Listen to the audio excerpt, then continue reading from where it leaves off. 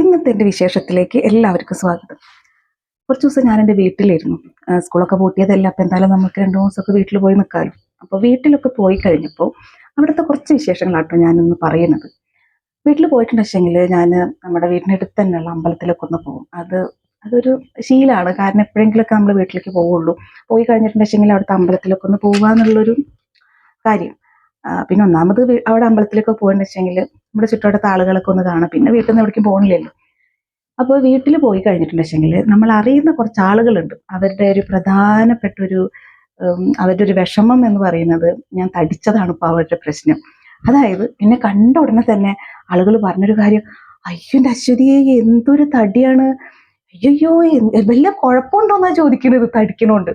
അപ്പോൾ കുഴപ്പമെന്ന് വെച്ചിട്ടുണ്ടെങ്കിൽ PCOD ഉണ്ട്.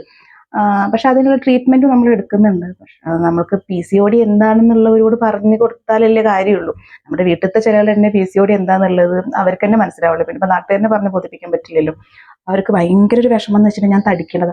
ഇനിയിപ്പോൾ അഥവാ നമ്മൾ മെലിഞ്ഞോന്ന് വിചാരിക്കുക, മെലിഞ്ഞിട്ടുണ്ടെന്ന് വെച്ചാൽ അപ്പോഴുള്ള അടുത്ത ചോദ്യമായിരിക്കും, എന്താണ് എൻ്റെ കോലം, ഒന്നും തിന്നാല്ലേ അവിടെ എന്നുള്ളത്. തടിച്ചാലും കുഴപ്പം, മെലിഞ്ഞാലും കുഴപ്പം. ഇതാണ് വീട്ടിൽ ചെന്നിട്ടുണ്ടെങ്കിൽ നാട്ടുകാരുടെ വക ആദ്യത്തെ ചോദ്യം എന്ന് പറയുന്നത്. രണ്ടാമത്തെ ചോദ്യം ഭയങ്കര കോമഡിയാണ്.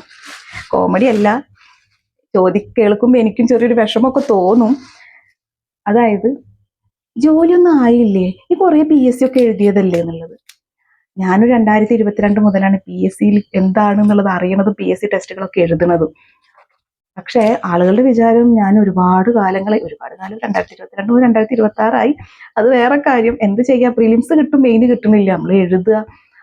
ചിലൊരു ഭാഗ്യപരീക്ഷണം കൂടിയാണ് PSC എന്ന് എനിക്ക് തോന്നിയിട്ടുണ്ട്. കാരണം എൻ്റെ ഒരു കാര്യം എന്ന് വെച്ചിട്ടുണ്ടെങ്കിൽ, ഞാൻ എല്ലാം പഠിച്ചിട്ടൊക്കെ പോയിട്ടുണ്ടെന്ന് വെച്ച് കഴിഞ്ഞാൽ ചിലപ്പോൾ അന്നത്തെ പരീക്ഷ ഭയങ്കര ടഫായിരിക്കും. ഞാൻ കാണാത്ത ക്വസ്റ്റ്യൻസ് ഒക്കെ ആയിരിക്കും എക്സാമിന് വരിക. ഇപ്പം ഞാനൊന്നും പഠിക്കാതെ ഒന്ന് ജസ്റ്റ് നോക്കി പോകേണ്ടി വെച്ച് കഴിഞ്ഞാൽ അത് മിക്കവാറും എനിക്ക് നല്ല മാർക്ക് സ്കോർ ചെയ്യാനും പറ്റാറുണ്ട്. അപ്പൊ എനിക്ക് തോന്നുന്നത് ഇതൊക്കെ ഒരു ഭാഗ്യമാണ്. പിന്നെ ഒരു യോഗം വേണമല്ലോ, നമ്മൾക്കൊരു ഗവൺമെന്റ് സർവീസിൽ ഇരിക്കുക എന്നുള്ളൊരു യോഗം, അതുണ്ടോ ഇല്ലേ എന്നുള്ളത് അറിയില്ലല്ലോ. അപ്പോൾ രണ്ടാമത്തെ നാട്ടുകാരുടെ ഒരു വിഷമം എനിക്ക് ജോലി കിട്ടാത്തതാണ്. എന്നാ വിഷമം കൊണ്ട് അവരെനിക്ക് വേണ്ടി ഒന്ന് പ്രാർത്ഥിച്ചൂടെ, ആ കുട്ടിക്കൊരു ജോലി കൊടുക്കണേ എന്നുള്ളത്. അതും ചെയ്യുന്നൊന്നും ഉണ്ടാവില്ല നാട്ടുകാർ. പക്ഷെ അവർക്ക് എന്തെങ്കിലുമൊക്കെ നമ്മൾ പോയാൽ ചോദിക്കണം, പറയണം. നമ്മുടെ കണ്ണ് തിരിഞ്ഞിട്ടുണ്ടെങ്കിൽ നമ്മളെ പറ്റി കുറ്റങ്ങൾ പറയണം. ഇതൊക്കെയാണല്ലോ നാട്ടുകാരുടെ ഒരു പരിപാടി എന്ന് പറയുന്നത്. അങ്ങനെ അപ്പോ അതൊക്കെയായിരുന്നു വീട്ടിലേക്ക് പോയപ്പോഴുള്ളൊരു വിശേഷം. ഇനി ഇതൊക്കെ കഴിഞ്ഞ് നാട്ടുകാരുടെ വിശേഷങ്ങളൊക്കെ വീട്ടിൽ വന്ന് പറഞ്ഞിട്ടുണ്ടെങ്കിൽ അപ്പൊ വീട്ടിലത്തെ ആളുകളുടെ എല്ലാം പറയണ പോലെ ഇപ്പൊ നല്ല തടിച്ചിരിക്കണം കേട്ടോ, തടി കുറയ്ക്കാനൊക്കെ എന്തെങ്കിലും ചെയ്തോളുണ്ട്. പിന്നെ പരീക്ഷയൊക്കെ ആയില്ലേ, ഈ പഠിക്കണില്ലേ, പഠിച്ചോട്ടാ. എൻ്റെ ചില ഫ്രണ്ട്സൊക്കെ പറഞ്ഞു കേട്ടിട്ടുണ്ട് ഹസ്ബൻഡിന്റെ വീട്ടിൽ നിന്ന് പഠിക്കാൻ ഭയങ്കര ബുദ്ധിമുട്ടാണെന്നൊക്കെ. പക്ഷെ എന്നെ സംബന്ധിച്ചിടത്തോളം എനിക്ക് അങ്ങനത്തെ ബുദ്ധിമുട്ടൊന്നുമില്ല കേട്ടോ. കാരണം ഞങ്ങളുടെ വീട്ടിൽ വേറെ ആരുമില്ല, ഞങ്ങൾ മാത്രമേ ഉള്ളൂ. പക്ഷെ എന്താ, പഠിക്കാൻ വേണ്ടിയിട്ട് പുസ്തകം എടുക്കുമ്പോൾ ഉറക്കം വരിക, ക്ഷീണം വരിക, എന്താന്ന് മനസ്സിലാവില്ല, അങ്ങനത്തെ ഒക്കെ ഒരു ബുദ്ധിമുട്ടുകൾ വരിക.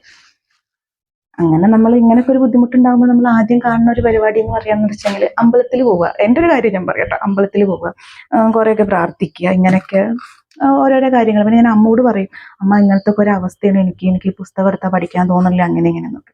അപ്പൊ അമ്മയുടെ വക കുറേ പ്രാർത്ഥനയും കാര്യങ്ങളും ഉണ്ടായിരിക്കും.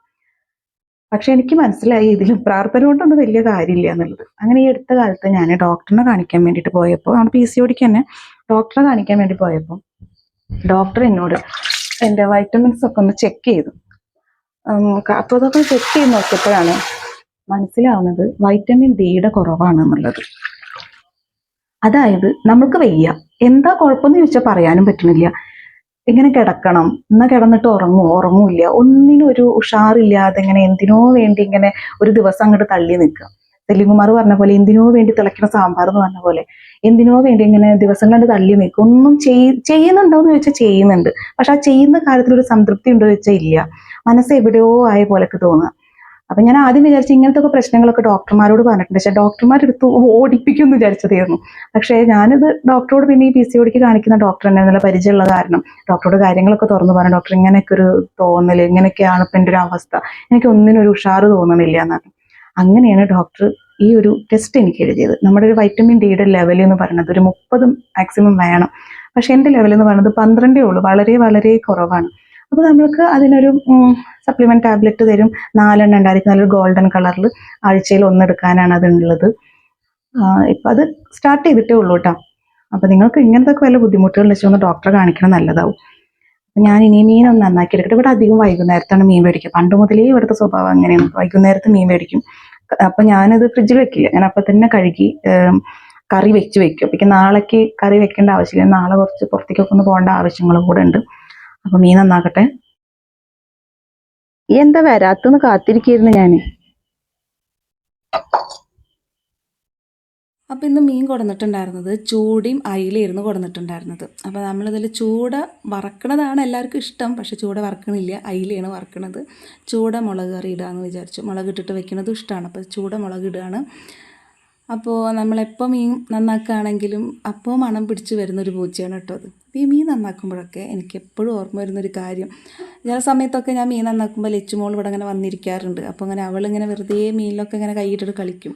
അപ്പോൾ അവളോട് ഞാനിങ്ങനെ പറയുന്ന ഒരു കാര്യമാണ്, പണ്ട് ഞങ്ങളുടെ അവിടെ ഞാനൊക്കെ ചെറുതാവുമ്പോൾ, ഇപ്പോൾ ലച്ചുമോളിനി 8ാം ക്ലാസ്സിലേക്കാണ്, പക്ഷേ ഞാൻ 8ലില്ല, ഒരു 3ൽ 4ലൊക്കെ ആ സമയത്തൊക്കെ കേട്ടോ, പഠിക്കുന്ന സമയത്ത് ഞങ്ങളുടെ അവിടെ ഒരു മീൻകാരൻ ചേട്ടൻ വന്നിട്ടുണ്ടായിരുന്നു.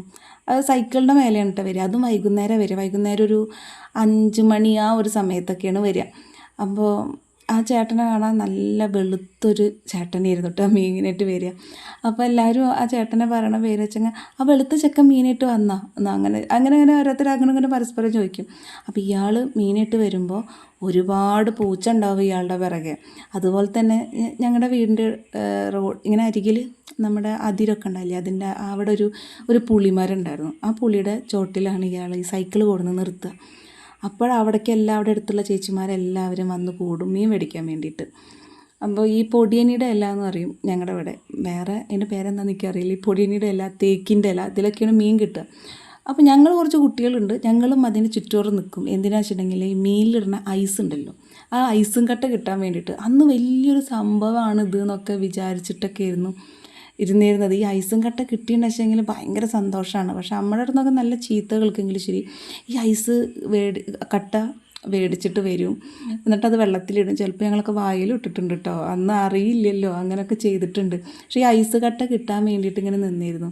അതുപോലെ തന്നെ ഇരുന്നു പണ്ട് ഈ കറണ്ട് ബില്ല് തരാൻ വേണ്ടിയിട്ട് വരുമല്ലോ ഇലക്ട്രിസിറ്റിയിൽ നിന്ന്. അപ്പോൾ അവരുടെ അടുത്തുള്ള ഈ കാർബൺ പേപ്പർ ഉണ്ടാവില്ലേ, ഈ കാർബൺ പേപ്പർ ചോദിച്ചു മേടിക്കും, ചേട്ടാ പേപ്പർ തരുമെന്ന്. എന്നിട്ട് ഈ കാർബൺ പേപ്പർ ഈ നമ്മുടെ ഈ പുസ്തകത്തിൻ്റെ ഒക്കെ ഇടയിൽ വെച്ചിട്ട് എഴുതുക, അതൊക്കെ ഭയങ്കര ഇഷ്ടമുള്ളൊരു കാര്യമായിരുന്നു. അപ്പോൾ ഞാനെപ്പോഴും ഈ മീൻ നന്നാക്കുമ്പോൾ എനിക്ക് ഓർമ്മ വരുന്നതാണ് ആ ഒരു ചേട്ടൻ. അതൊക്കെ ഇപ്പോൾ വയസ്സായിട്ടുണ്ടായിരിക്കും, ജീവിച്ചിരിപ്പുണ്ടോയെന്ന് പോലും എനിക്കറിയില്ല. അയാളെ ഞാൻ എപ്പോഴും ആലോചിക്കും, എനിക്കിത് പറയുമ്പോൾ പോലും അയാളുടെ മുഖം എനിക്ക് ഓർമ്മ വരുന്നു. അപ്പോൾ ഇത് പറഞ്ഞപ്പോൾ ഞാൻ ആ കാർബൺ പേപ്പറിൻ്റെ കാര്യം കൂടി പറഞ്ഞതേ ഉള്ളൂ. ഈ ചൂട കറി വെച്ചാലും വറുത്താലൊക്കെ നല്ല ടേസ്റ്റാണ്, പക്ഷേ ഇത് നന്നാക്കി എടുക്കേണ്ട പാട് കുറച്ച് ബുദ്ധിമുട്ട്. വറുക്കുന്നില്ല, നമുക്ക് മീൻ കുറച്ച് ഇരിക്കുന്നുണ്ട് വറുത്തത്, അപ്പോൾ അത് തന്നെ എടുത്ത് ചൂടാക്കിയിട്ട് എടുക്കാമെന്ന് വിചാരിച്ചു. പിന്നെ ഈ കറി ഒന്ന് മുളകിട്ടിട്ട് വെക്കട്ടെ. അപ്പോൾ ഞാൻ ആദ്യം കറിയൊക്കെ വെക്കുമ്പോൾ തക്കാളി, പച്ചമുളക്, വെളുത്തുള്ളി, ഇഞ്ചി അതൊക്കെ ഇട്ടിട്ട് മുളക് പൊടി, മല്ലിപ്പൊടി, മഞ്ഞൾപ്പൊടി, മല്ലിപ്പൊടി ഇടില്ല, മുളക് പൊടി, ഉപ്പ്, മഞ്ഞൾപ്പൊടി ഒക്കെ ഇട്ടിട്ട് പുളി പിഴിഞ്ഞൊഴിച്ചിട്ട് ആ വെള്ളം അങ്ങ് തിളപ്പിക്കുക ചെയ്യുക. പക്ഷേ ഇത്തവണ ഞാൻ വെക്കുന്നത് മുളകും മഞ്ഞൾപ്പൊടിയും ഉപ്പും മാത്രം ഇട്ടിട്ട് അതിൽ പുളി പിഴിഞ്ഞൊഴിച്ചിട്ട് അങ്ങോട്ട് തിളപ്പിക്കുകയാണ് കേട്ടോ. ഈ ഒരു കറി ഇപ്പോൾ എടുത്ത് എൻ്റെ നാത്തും വന്നിട്ടുണ്ടായിരുന്നു. അപ്പോൾ ചേച്ചി കറി വെക്കണത് കണ്ടിട്ട് കോപ്പി അടിച്ചത്. എന്നിട്ട് ഈ കറി ഒന്ന് തിളച്ച് വരുമ്പോൾ അതിലേക്ക് നമ്മൾ തക്കാളി, പച്ചമുളകൊക്കെ ഇടുക, വെളുത്തുള്ളിയൊക്കെ ഇടുക. അതൊന്ന് തിളച്ചൊന്ന് വറ്റി വരാൻ നേരത്ത് നമ്മൾ ഈ മീനിട്ട് കൊടുക്കുക. അതായത് ചൂടയ്ക്ക് അധികം വേവ് വേണ്ടല്ലോ, അപ്പോൾ അങ്ങനെ അപ്പോൾ ഈ മീനിട്ട് കൊടുക്കുക. അപ്പം ഒരു പ്രത്യേക ടേസ്റ്റ് ഉണ്ട് കേട്ടോ. നമ്മൾ ആദ്യം തന്നെ തക്കാളി, പച്ചമുളക് ഇട്ട് തിളപ്പിക്കണതിനേക്കാളും ഒരു ടേസ്റ്റ് എനിക്ക് തോന്നി കറി ഒന്ന് തിളച്ചതിന് ശേഷം തക്കാളി, പച്ചമുളകൊക്കെ ഇട്ട് കൊടുക്കുക. എന്നിട്ട് അതൊന്ന് തിളച്ചൊന്ന് വറ്റി കഴിഞ്ഞിട്ടുണ്ടെങ്കിൽ മീട്ട് കൊടുക്കുക. അപ്പോൾ അതിനൊരു ടേസ്റ്റ് എനിക്ക് തോന്നിയിട്ടുണ്ടായിരുന്നു. അപ്പോൾ അങ്ങനെയാണ് ഞാൻ ഈ ഒരു കറി വെക്കാമെന്ന് വിചാരിച്ചത്. അപ്പോൾ നമ്മുടെ കറി കൂട്ടി വെച്ചു. ഇനി മീൻ ഒക്കെ ഒന്ന് മസാല പുരട്ടി വെക്കണം.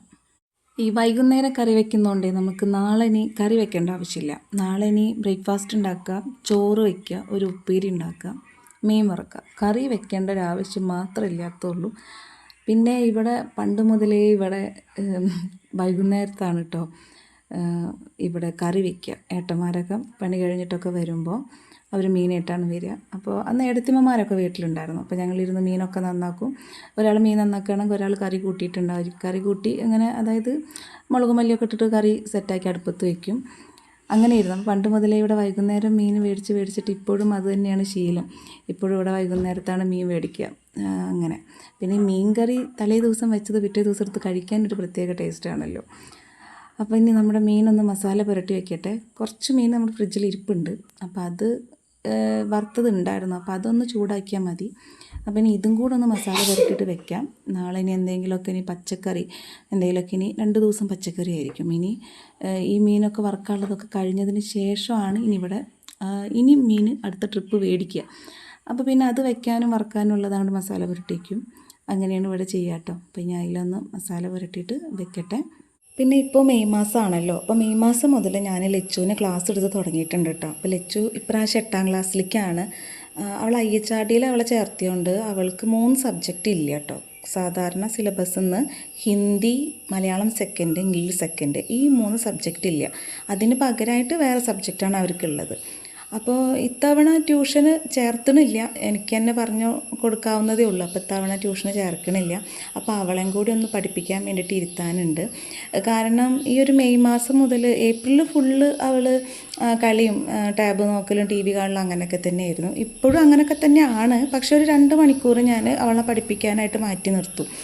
അതായത് ഇപ്പോൾ തന്നെ നമ്മൾ തുടങ്ങിയിട്ടുണ്ട്. പക്ഷേ സ്കൂൾ തുറക്കുമ്പോൾ കുട്ടികൾക്ക് ആ സബ്ജക്റ്റിനോടൊരു കാരണം ഇത്രയും ദിവസം പുസ്തകം തുറക്കാതിരുന്നിട്ടുണ്ടെങ്കിൽ സ്കൂൾ തുറക്കാൻ ഭയങ്കര ബുദ്ധിമുട്ടാവും. അപ്പോൾ നമ്മളിപ്പോഴേ അങ്ങോട്ട് സ്റ്റാർട്ട് ചെയ്തിട്ടുണ്ടെങ്കിൽ സ്കൂൾ തുറക്കുമ്പോൾ അവർക്ക് ആ സബ്ജക്റ്റ് കാണുമ്പോൾ ഒന്നുകൂടി എളുപ്പമാവുമല്ലോ. അപ്പോൾ ഞാൻ അവളെ ചെറുതായിട്ട് പഠിപ്പിക്കാനൊക്കെ തുടങ്ങിയിട്ടുണ്ട്. പിന്നെ നമ്മൾ PSC പഠിക്കുമ്പോൾ SCRT നമ്മൾക്ക് എന്തായാലും വേണ്ടതല്ലേ. അപ്പോൾ ഞാൻ തന്നെ പഠിപ്പിക്കാമെന്ന് വിചാരിച്ചിരിക്കുകയാണ്. ഇനി അടുത്ത വർഷം എങ്ങനെയാവുമെന്ന് അറിയില്ല. ചിലപ്പോൾ ട്യൂഷന് ചേർക്കും, ചിലപ്പോൾ ഞാൻ തന്നെ പറഞ്ഞു കൊടുക്കും, അറിയില്ല. അപ്പോൾ ഇത്തവണ എന്തായാലും ഞാൻ തന്നെ പറഞ്ഞു കൊടുക്കാം. അവളോട് ഞാൻ ചോദിച്ചു ട്യൂഷന് ചേർക്കണമെങ്കിൽ ചേർക്കാം കേട്ടോ എന്ന് പറഞ്ഞു. അപ്പോൾ അവൾക്കും താല്പര്യമില്ല. അമ്മ പറഞ്ഞെന്നാൽ മതി എന്നുള്ളൊരു നിലപാടിലാണ്. അപ്പോൾ ഇനി എൻ്റെ കുക്കിങ്ങൊക്കെ ഒന്ന് ഒതുങ്ങിയതിന് ശേഷം അവളെ പഠിപ്പിക്കാൻ വേണ്ടിയിട്ട് ഇരിക്കണം. PSC പഠിക്കാൻ തുടങ്ങിയതുകൊണ്ട് എനിക്ക് കിട്ടിയ വലിയൊരു ഉപകാരമാണ് കേട്ടോ ഇത്. കാരണം എനിക്കിതുവരെ ഒരു റാങ്ക് ലിസ്റ്റിൽ കയറാൻ പറ്റിയിട്ടില്ലെങ്കിലും എനിക്ക് എൻ്റെ മോളെ നന്നായി പഠിപ്പിച്ചു കൊടുക്കാൻ വേണ്ടി പറ്റുന്നുണ്ട്. കാരണം പണ്ട് നമ്മൾ പഠിച്ചതൊക്കെ ഒന്നുകൂടെ ഓർമ്മയിലേക്ക് വരുന്നുണ്ട്.